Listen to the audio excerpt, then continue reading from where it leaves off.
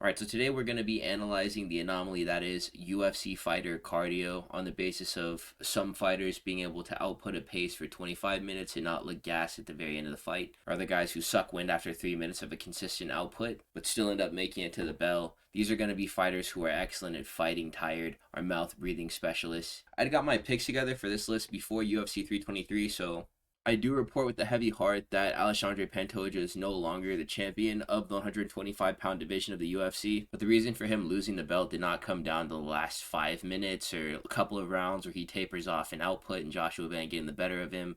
That's never happened before. Alexandre Pantoja seems like he's completely gassed out by the end of 2 rounds if he is taking a grappling heavy approach, even in stand-up battles like we saw in the early going of Steve Erceg versus Alexandre Pantoja.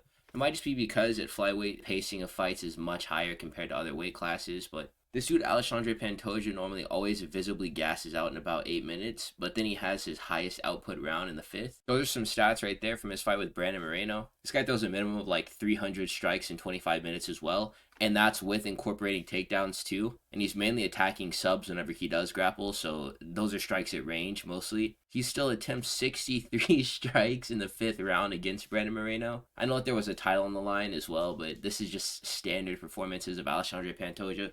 That's why I feel so short-sold by the fact that Joshua Van versus Pantoja went the way that it did. But like, boohoo, you know? I see guys online saying all this crazy stuff about how Joshua Van is no champion, or he lost the respect of the fan base for celebrating winning the title at UFC 323. I saw something stupid like a guy saying, me personally, I would have left the belt in the middle of the octagon. These new jacks don't have any respect for the craft. And it was just like this overweight 40-year-old man who looks like he's never ran full speed a day in his life. I don't think it's right to be hating on Joshua Van because, I mean, nobody who hasn't been in his shoes can imagine that endorphin dump or what it means with everything riding on that fight in terms of the payday that's attached to it and also his own desire to become a champion. I don't think that it's fair to react to the way that he reacted to this being the timeline that we're all living in. But leave it with the dudes to the internet, you know, just to ruin everything. Before I go on, I'm going to talk about how this guy fought Kai Kara-France with staph infection and he still looked the exact same. Normally having one of those makes you look all fatigued and like worse than normal, but this guy had the same amount of stamina with staph while taking antibiotics going into the fight week that he normally does. Next, we have Dricus Du Plessis, and dog, I miss Dricus Du Plessis, dude. There's been no fight news updates as far as what he has planned next. We got Strickland versus Hernandez, so I mean, that doesn't really leave much in the way of contender fights for him towards the top of the division.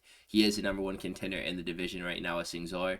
It's either him or Imavov, but I mean, Dricus Du Plessis is not fighting with Imavov before Imavov gets a title shot, so that kind of leaves Dricus Du Plessis with no matchup on the horizon. But dog, I miss watching this dude fight. I know that he's going to have a really good performance on his return. I just don't know who it's going to be against. We all made the meme of one nostril Dricus Du Plessis being a mythical fighter, and then he got like the septum surgery. I think it was before his fight with Robert Whittaker, so he was breathing through 2 nostrils instead of 1. But visibly, I mean, this guy's always mouth breathing. He's living proof that cardio is mental because of the fact that he details on the Pretoria regional scene that he would get in a fight so grueling that he and his opponent would be in stalls right next to each other in the backstage bathroom, yakking their guts up into the toilet. And that's evident with the level of pacing that he brings into all of his fights.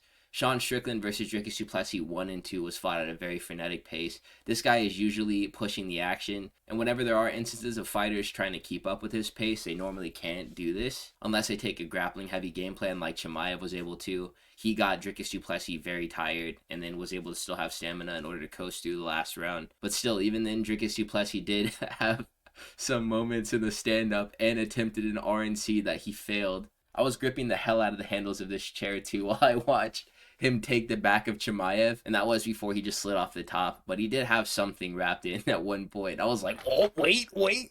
But yeah, look at the way that Israel Adesanya came out and just started ripping the body in their fight. And Dricus Du Plessis was definitely feeling the massive body shots that were attempted by Adesanya in that fight, but Israel Adesanya gassed out before Dricus Du Plessis did, and that's just because Dricus simply wanted to be there more than him. But him making this list is exactly the reason why I respect this fighter so much. He's willing to push as far as he has to in order to win these fights. Living proof that cardio, it's all up here. Aiemann Zahabi is the next fighter that we're going to talk about. He pretty much only had his cardio really tested in his last 2 fights, but for all intents and purposes, these were the most important fights of his career. How the heck did this guy eat a flush head kick from Jose Aldo that was thrown at like the same range that he would have ripped a leg kick from? Aiemann Zahabi takes that on the chin and somehow musters up the strength and stamina to work himself into a top position and land over a minute of significant enough ground and pound to win him the fight. Chito Vera casually runs like 16 miles at a time over the weekends. Aiemann Zahabi still somehow demonstrated better cardio than him and higher output, even with a broken arm that he suffered in round 2 of that fight. And that's after getting dropped and also absorbing other significant strikes from Chito Vera too. Aiemann Zahabi is a specimen. This guy is different. This is Turbo Unk for real. The thing that makes it so incredible is that he is 38 years old. This guy fights like he really believes that he can be champion. And that's why he's so dangerous, is because that's not just something that he says for show. Those are real aspirations that he has. And I think that he aims on making good on them, no matter who he gets match made with next. Talbot says that he wants to fight with either Chito Vera or Aiemann Zahabi. If they do go the path of scheduling him with Aiemann Zahabi, then God be with Peyton Talbot, because even with the performance that we just saw out of him, I got Thug Life Aiemann doing work. Next we have Vinicius Oliveira, and every single action shot that I just found of him off of Google Images, and whenever you go back and watch his fights, and watch him live even, it always seems like this dude is completely gassed out, and then he pulls off this crazy blitz or rips like a 4 or 5 strike combination in very fast succession. That might just be his resting face. It's just like mouth breathing. He might just be a mouth breather.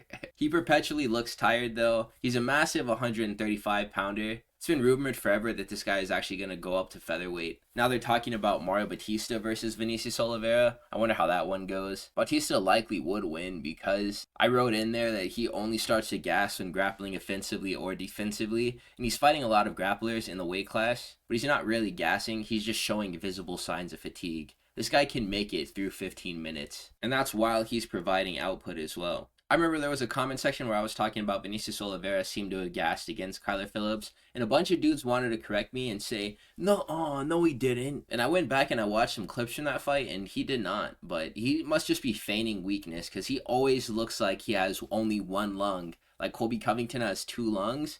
Vinicius Oliveira only has 1. Hopefully it doesn't get him into any trouble, because this is my dark horse of the 135 division. I think this guy can accomplish a lot, even with the massive grapplers that is very close to the title. Regardless of that, I'm pretty confident that Vinicius Oliveira does fit into the title picture somewhere. Next we have Jakub Wiklacz. This dude gassed himself out versus Patchy Mix jumping guillotines. This was a great debut where he showed heart and zombie-like cardio in order to win. It could have just been nerves, or the challenge ahead of him, or a desire to prove that he was a better grappler than Patchy Mix. I know he wanted a sub so bad, and that's the reason why he jumped all those guillotines, but I could see this guy having some limited success at 135 pounds if he pours everything out into the first 10 minutes of a fight and leaves nothing for the final 5. Because not everybody that he's going to face off with is going to do the same thing in terms of not at least leaving something left for the last round. And that may end up getting him in trouble, because he did in the fight with his back taken. He's still young into his UFC career, and in his MMA career in general. He definitely has a lot of experience to gain still, and he will gain it as he gets more fights in the organization. Getting a fight with a guy like Patchy Mix, who may not be a decorated UFC champion, but he's a very decorated martial artist. Like Marab, for instance, says that Patchy Mix does sub him in training,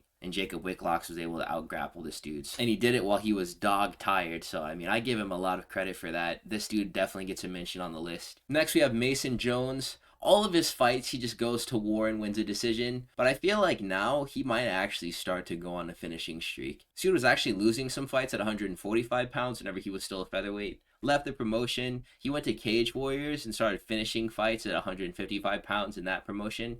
Comes back to the UFC, and now he's hooping. You want to talk about a fighter who has a second lung? Mason Jones, on the accounts of him being able to recover from the drop moment that he suffered against Balaji Oki and get back in the fight in order to TKO him. It goes deeper than just having a good gas tank. This dude has heart. 99 chin, 99 heart, Mason Jones. This guy's a real savage who puts on great fights, and through all the commotion and stir that's been happening in the unranked lightweight scene, I feel like a lot of people haven't been giving Mason Jones the respect that he deserves or talking about him enough. This guy's allergic to putting on bad fights, and I'm very excited to see what he has in store for us going into 2026. This is a bad dude with really good grappling, serviceable striking, not the best striking defense, but he makes up for that with great durability and cardio in order to get himself back into fights if he does go down in them. Next we have Garry, and There's something about Ian Garry's style. Maybe it's just the way that he paces through 15 minutes. It's designed so that he doesn't get tired or gas out, but it seems like he never has breakdowns in any of his skills, no matter how deep into a fight he has to go. 5 rounds with Carlos Prates and not getting knocked out is a very difficult feat to attain. He even found himself in trouble in that fight as well. Was still able to survive, has his best moments later on in a certain fight. Is very good at adapting and forming game plans around where his opponents are having success to be able to cut off their paths to victory and impose his own will. It's usually through the grappling, like in the Carlos Prates fight or the MVP fight. He ate one right hand off of Michael Venom Page and he was like, yeah, I'm good. And then turned the affair into a grappling session real quick and was able to be successful through this. Against Bilal Muhammad kept on shooting on him and chain wrestling. Ian Garry managed his stamina to the point where he had no issue stuffing takedowns. And that's like the first round or the third round of their fight. If he ever goes down bad though, this guy just wants to be in the cage. He wants to win. So he's not just going to roll over for whoever does end up putting him down. He faced real adversity in his fight against Song Kenan. Of all people, Song Kenan spun this man's jaw and was chasing a TKO finish. He was able to rally and knock out Song Kenan. I like the fact that Ian Garry is aggressive and will go first, but still goes first with great technique. Most of the time, whenever we do see fighters as technically polished as Ian Garry, they favor themselves as counter strikers, or they just like to lie in wait and be reactive towards whatever their opponent offers to them. Ian Garry will use his technique to establish a lead over his opponent and then maintain it through being technically perfect. And with this, he's one of the best striker grappler hybrids in the welterweight division, and that's courtesy of him having great cardio. Finally, we have Jiri Prochazka. It's meme worthy how this guy can just lose an entire fight and then just get right back into it whenever he decides that it's just enough. It's like how Derek Lewis does like the just get up thing, but Jiri Prochazka does it with the entire fight. And we've seen it. It's a tale as old as time. Jiri Prochazka gets battered all the way up until he just wins. Alexander Rakic was beating up his leg, opening up with the boxing and actually having success there. Then Jiri Prochazka just locks in and knocks him out. I don't remember the Jamal Hill fight being that close through the entire duration of it, but it's very likely that Jiri Prochazka did lose a round in that fight too. He got flash KO'd by Dominic Reyes trying to wrestle in that fight. He still ended up managing to produce one of the greatest KOs of that year. And I don't need to remind anybody about the Khalil Rountree fight since we just watched it happen. This man has like a Fury ability where it gets activated by damage. This dude has to take punishment in order to realize his full potential. He gets a Zenkai boost in the octagon. This is the CEO of getting into wars of attrition. And he has underrated technique and he has great power and he's unorthodox, so that's something that works in his advantage. But people don't pay enough mind to the fact that this dude's cardio is actually amazing. It varies from person to person, but most of the time, absorbing damage is how you get tired. People landing good shots to your body. Even getting punched in the head scrambles you and it makes your breathing cadence thrown off to the point where you're not able to manage your gas tank that well. Jiri Prochazka has calm in the storm. I really have no words to explain the way that this guy's fighting style works, but I like it. But yeah, you guys, that's going to be my list of fighters who prove that cardio is mental in terms of fighting in the MMA octagon. That might just be an objectively true statement because whenever you're running, like, if you have a goal in mind, you can push yourself through to that goal, even if your body feels like it can't make it. That honestly applies to anything. The power of positive thinking is real, you guys, so put it into practice today. If you did make it to this point in the video, please make sure to like, comment, and subscribe. I will catch you fellas in the next one. Peace out.